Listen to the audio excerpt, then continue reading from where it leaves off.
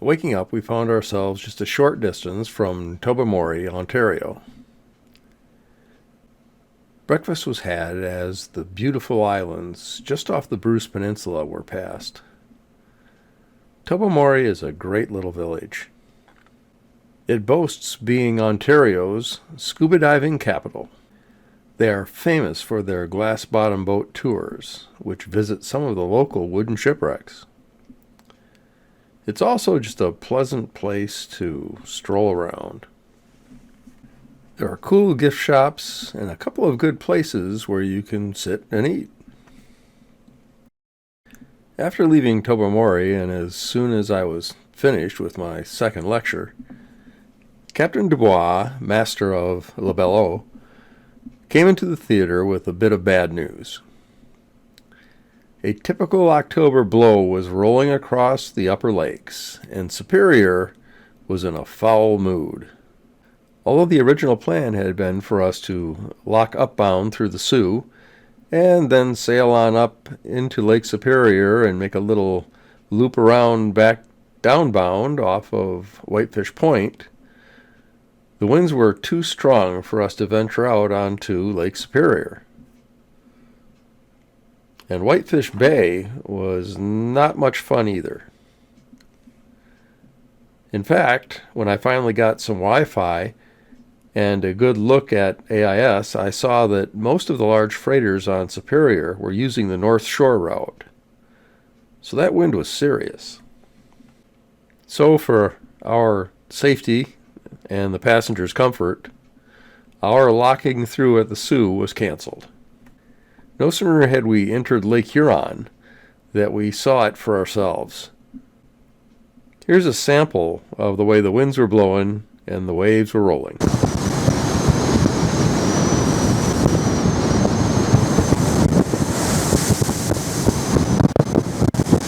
Waves were called 10 to 12 feet, but I was sure I saw more than a few 15-foot swells.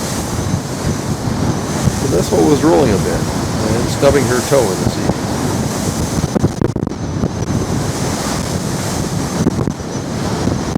It was like that all the way up to Detour. Fortunately, the clever team at Gohagen Travel quickly figured out a good plan B for the Sioux excursion.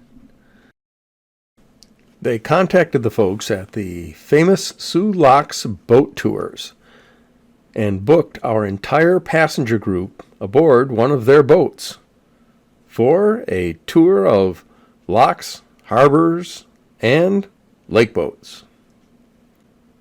It turned out to be a big hit with the passengers.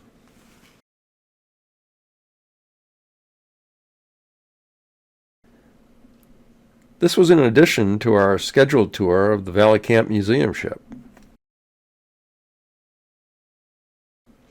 Here's some video of our famous locks tour. Our first lake boat was the big number 1, the Stuart J. Court. The very first 1,000-footer on the lakes.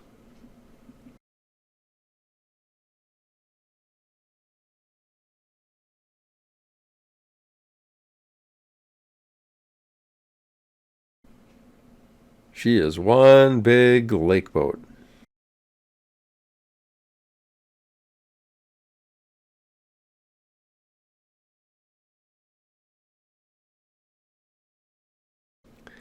We locked up through the Mack Lock, short for the Douglas MacArthur Lock.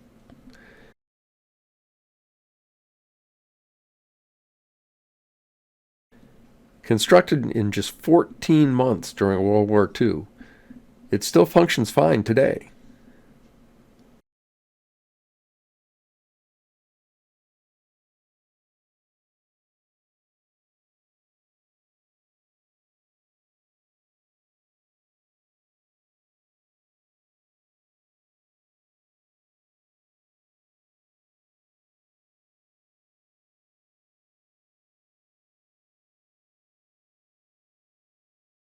Only on the Locks tour boats can you get this view of the Stuart J. Court.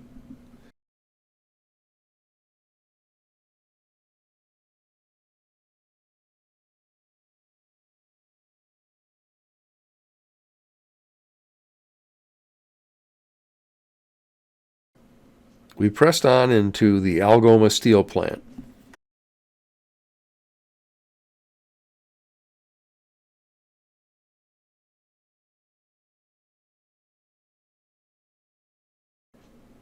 Here we see piles of coal waiting to be cooked into coke and added to the blast furnace. Also, there's limestone.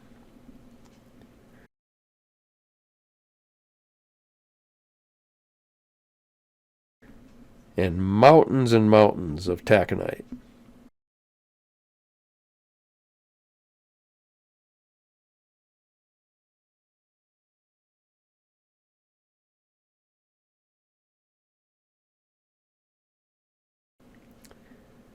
Enough is being accumulated to get the steel mill through the long winter when this waterway is frozen tight.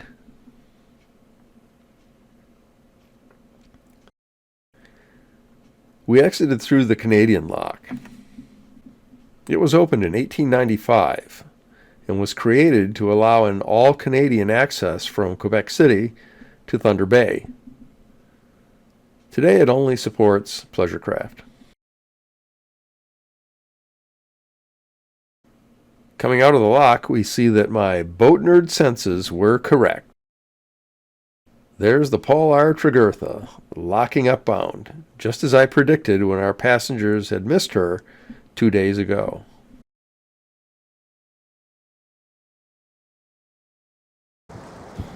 Following our tour, we witnessed the downbound passage of the CSL St. Laurent.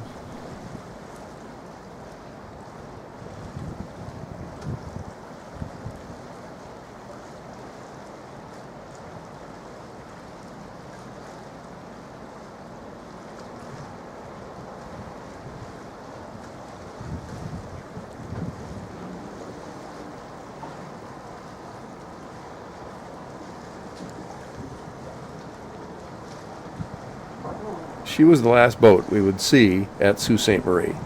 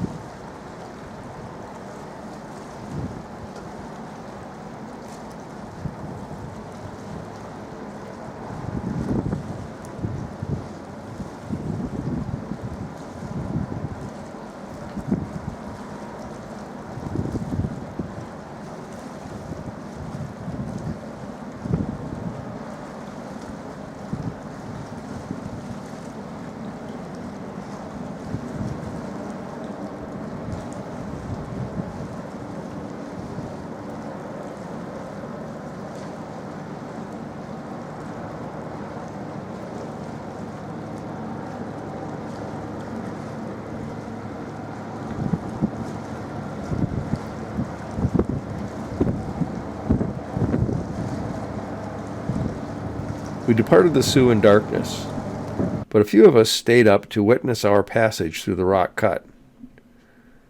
Unfortunately, the sky was overcast and there was nothing other than lighted buoys to mark the cut. Thus, there was nothing to video but black with a few flashing green and red buoys. Our final stop was Mackinaw Island, which was cold and windy as October came calling. We had lunch at the Grand Hotel, where the food was great. Luckily, everything in the downtown gift shops was priced 1/3 off as a season closeout. I didn't have enough room in my bag. That does it for the boat nerd perspective of my cruise aboard Le Bellot. It was a fantastic adventure, and I hope I gave the passengers all of the information about the lakes and our maritime history that they wanted. It was all first class, with great people, a great vessel and crew, and a lot of fun along the way. I was really happy to be able to do a bit of sidelight boat nerding in my spare time. I can only hope that I get invited to do more Great Lakes cruising and enhancement speaking.